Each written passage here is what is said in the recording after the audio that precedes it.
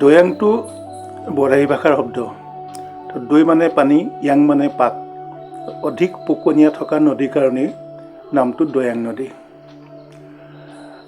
ইয়াত 10ম শতিকাৰ শেষৰ ফালে বৰাহীসকলে ৰাজত্ব কৰিছিলে। এতিয়া বৰ্তমান এইটো জামুগুৰি বুলি কোৱা হয়। তাৰ ওচৰতে প্ৰথম তেওঁলোকে বসবাস কৰিছিলে।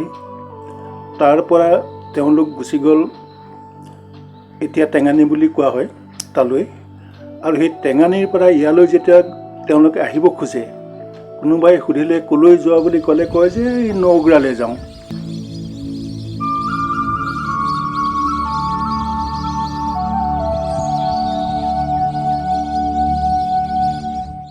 নৌগ্ৰাৰে অপভ্ৰংশ কছাৰী ৰাজত্বত হ'লগৈ নেগুৰীয়া আৰু পিছত হ'লগৈ নগুৰা।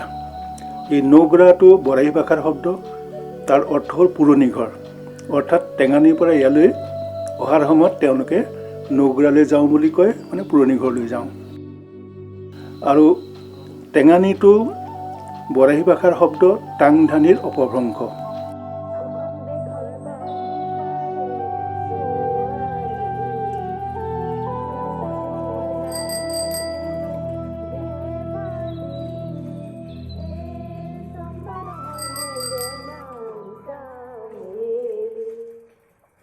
Doyang Tengani, a concealed yet an alluring place, separated by the river and covered by the vast expanse of greenery. Because of the deep bushes, they even have a strong historical significance and are located in the Golaghat district of Assam.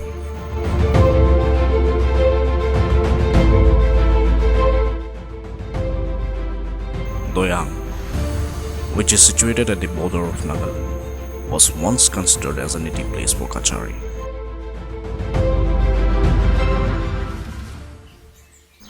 This place is even known for one of its kind, annual migratory bird, the Amur falcon. The Doyang Valley is also known for this very interesting bird, which is the Amur falcon bird. Now, Amur falcon, the special thing about Amur falcon is it flies all the way from Mongolia to South Africa, and while in its migratory route, it rests for a few days in none other than the Doyang Valley.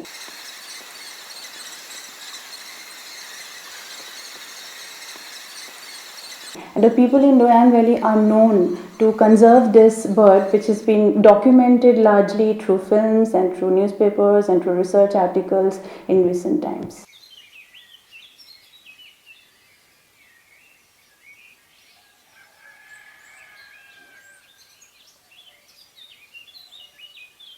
And Tengani, a neighboring village, is estimated to be almost 170 years old and was formerly known as Tangdhani.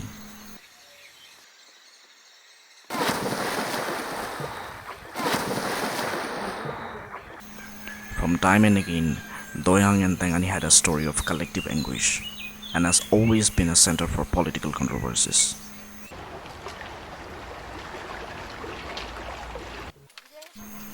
But now, the things have changed drastically. People have engaged themselves in developmental activities, which in turn have made them autarky. Puberun, one of the many self-help groups which has been formed by the villagers who toiled on these horse lands over the years, have created job opportunities with the help of tea plantation and fishery. আমাৰ এইটো 2004 চনতে স্থাপিত হোৱা পুবেৰণ গোট নামত আমি স্থাপিত কৰিছিলোঁ। 12জন সদস্য আছে। আমি প্ৰায় 3.5 বিঘামান মাটি আমি চাহপাত খেতি কৰিছোঁ। আৰু সেই চাহপাত খেতিৰ পৰা আমি বুধবাৰ আমি সদায় সপ্তাহে ইয়াত কাম কৰোঁ 12জন মানুহে।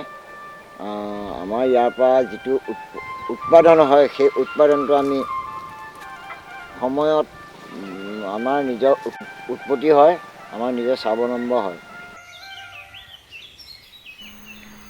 A distinct trait of Gelipung is its natural hot spring.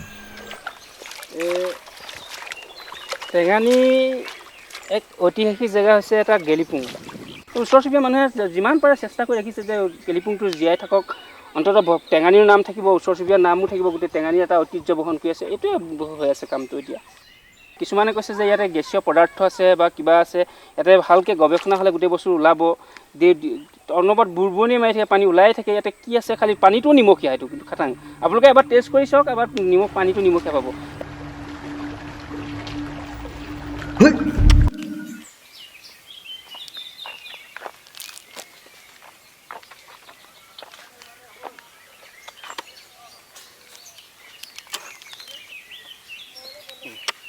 আমাৰ ইয়াত 42খন গাঁও আছে। 42খন গাঁৱৰ ভিতৰতে প্ৰত্যেকখন গাঁৱতে মানে আমাৰ ৰাজগড় খটখটিৰ বাদে আৰু স্কুল আছে, LP স্কুল আছে আৰু, কিন্তু ME স্কুল নাই। এখনে আছে, এই খনগুৰিত আছে ME স্কুল। দল সংগঠনৰ পৰা আমি অন্ততঃ 5খনমান স্কুল আমাৰ বনালে। যেতিয়া বিয়া হৈ ইয়ালৈ আহিলোঁ, আহোঁতে গোটেই জংঘল আৰু কাকো ক'তো কোনো নেদেখি। তাৰমানে গছ গছনি আমি নগা পাহাৰো নেদেখোঁ। বনৰীয়া হাতীটো ধেৰ।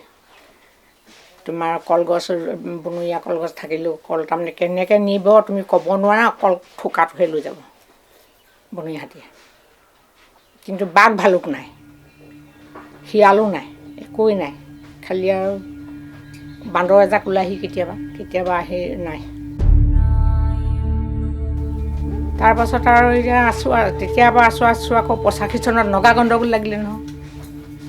সেই নগা গণ্ডগোলতে আৰু বহুত দিন আঁতৰি থাকিলোঁগৈ গোলাঘাট গভৰ্ণমেণ্ট হাইস্কুলত। তাৰমানে আমি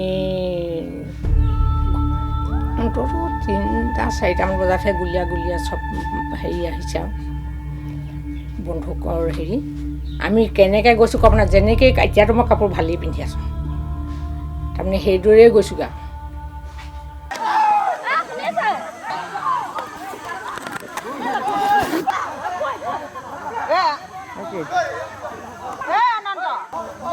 যেতিয়াৰ পৰা সংগঠন জন্ম হৈছে তেতিয়াৰ পৰাই আমাৰ এটা মানে আমি সাংবিধানিক হিচাপে আমি বনাই লৈছোঁ যে আমি হাতী মানুহৰ কেতিয়াও সংঘাত আমাৰ হয় যদি আমি হাতীৰ ওপৰত আমি কোনো আমাৰ এইটো ধৰা বন্ধা আছে, উপদ্ৰৱ কৰাৰ আমাৰ হেৰি নাই।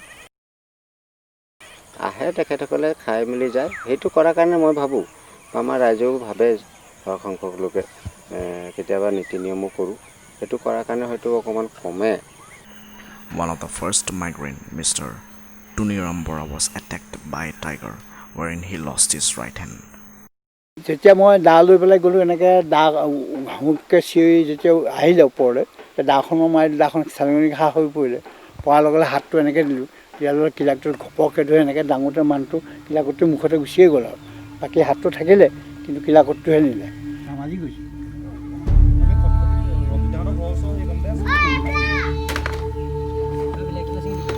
Now, he is popularly known as Bagekwa among the villagers.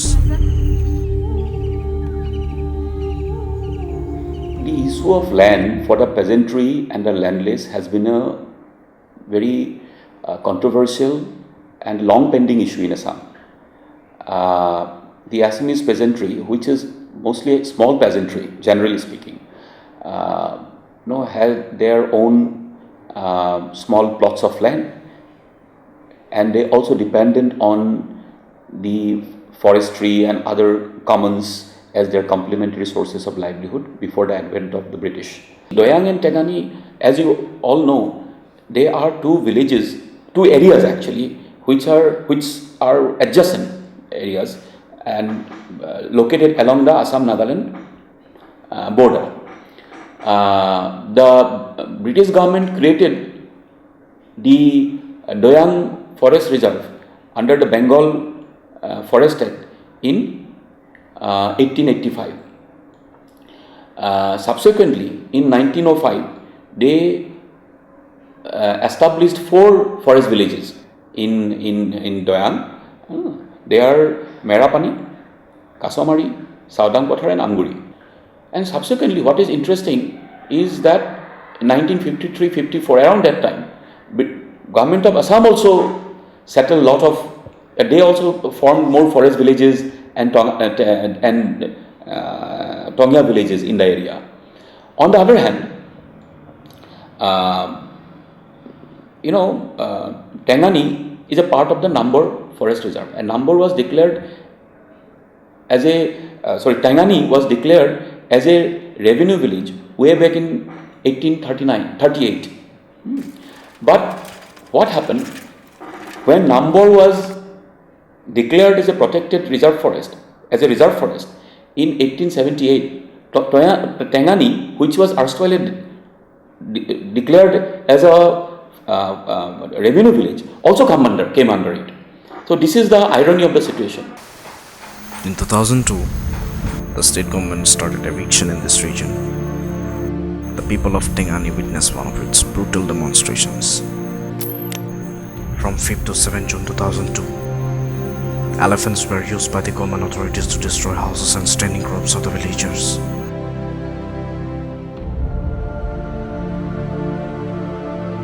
A woman gave birth to a child under the rainwater, and her 2 children died of snake bite.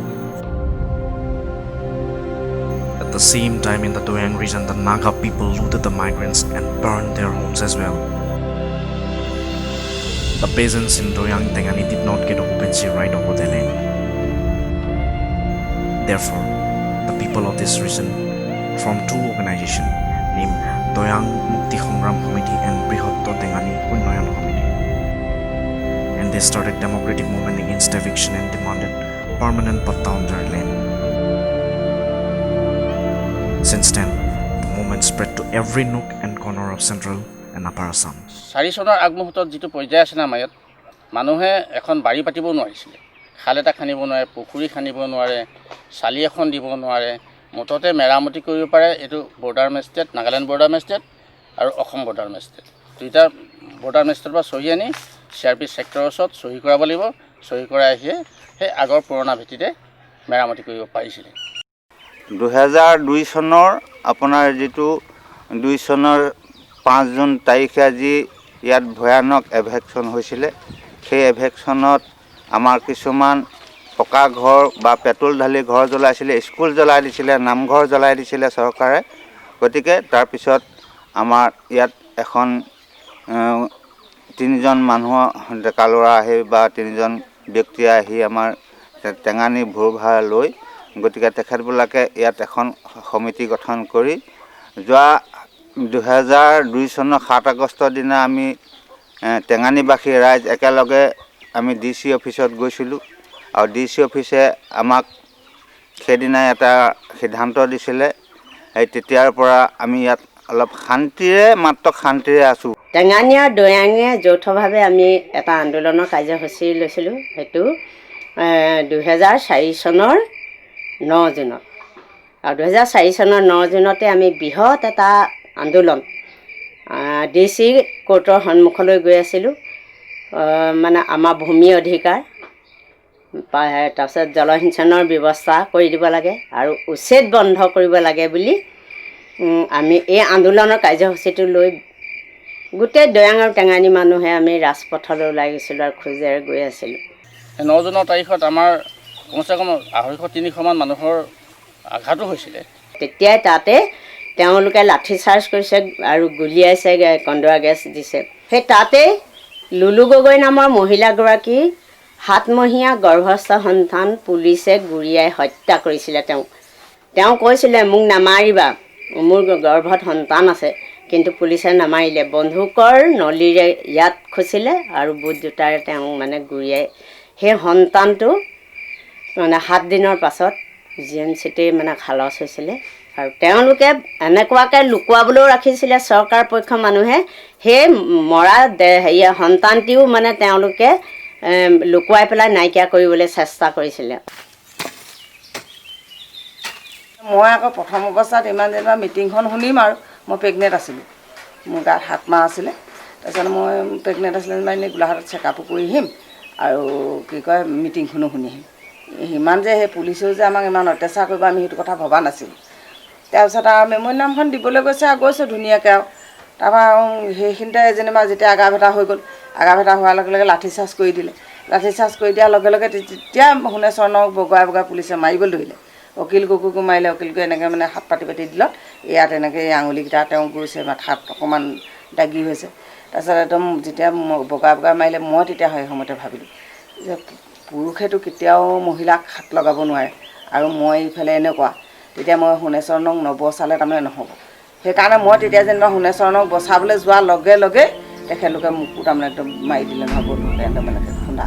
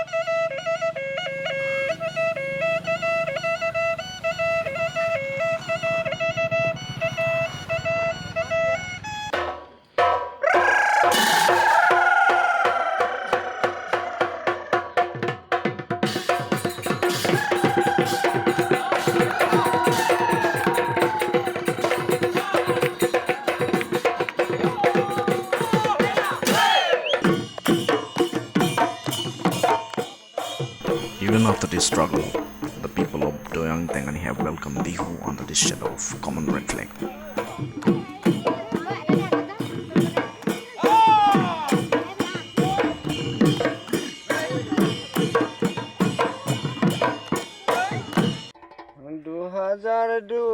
চনে টেঙানিৰে ওচৰে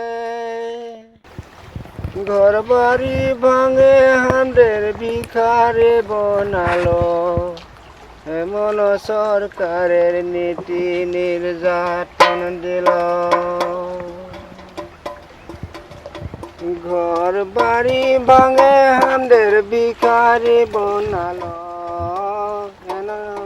সরকার নীতি নির্যাতন দিল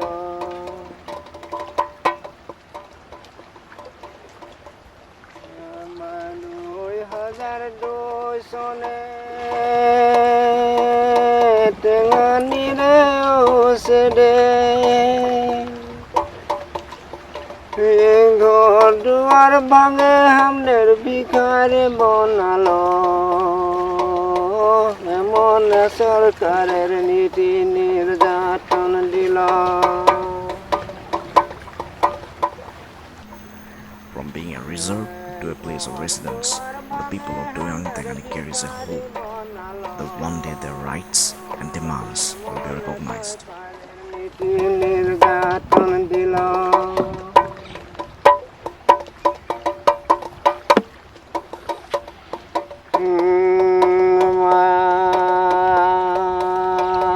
নানা জাতি উপজাতি সবে আমরা টেঙানিবাসী নানা জাতি উপজাতি সবে আমরা টেঙানিবাসী আসো আসো সবাই মিলে একগোট হইব টেঙানিকে আসল রূপ ঘুরাই বানাবো